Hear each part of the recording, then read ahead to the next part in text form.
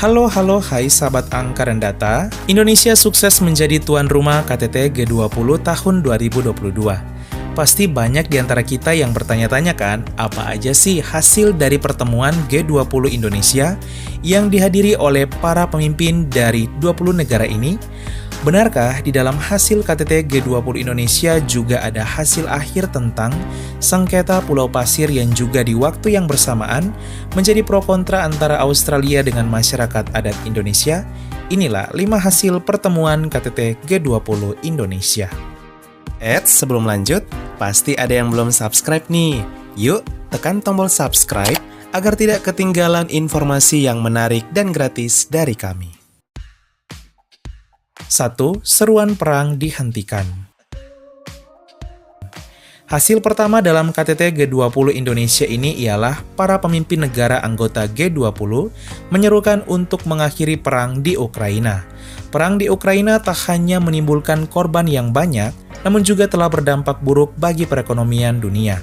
Sejak invasi Rusia ke Ukraina, ekonomi dunia menjadi lambat, bahkan mengalami inflasi. Banyak komoditas mengalami kenaikan harga, serta pasar saham terguncang.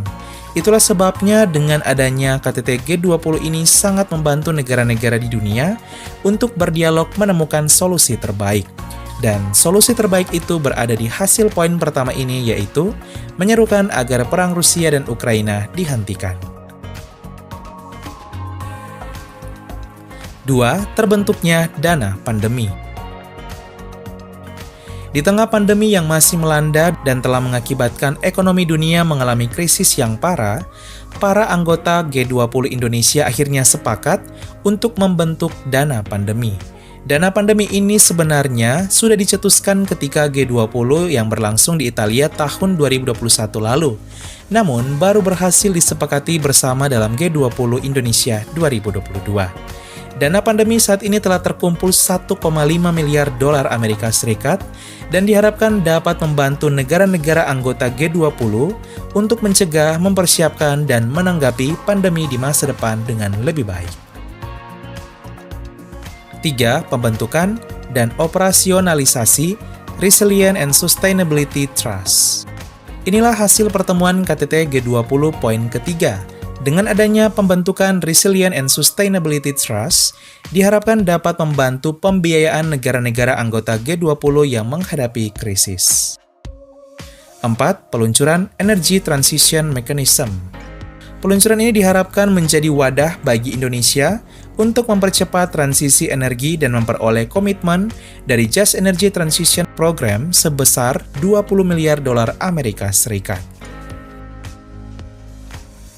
5. Gerakan Melindungi Laut. Hasil terakhir dari pertemuan KTT G20 Indonesia ialah komitmen bersama seluruh anggota G20 untuk melindungi laut dunia. Dengan target pada tahun 2030, 30% daratan dunia dan 30% lautan dunia telah dilindungi demi kelangsungan hidup dan meminimalisir dampak dari pemanasan global serta pencemaran lingkungan.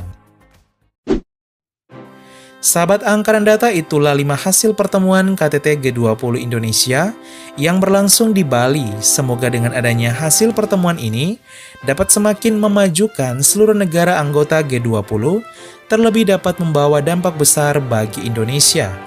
Di sisi lain, ternyata tidak ada sama sekali pembahasan mengenai Pulau Pasir yang momennya bersamaan dengan G20 Indonesia. Ya, hal ini karena G20 berfokus pada pembahasan mengenai perekonomian, bukan teritorial wilayah negara.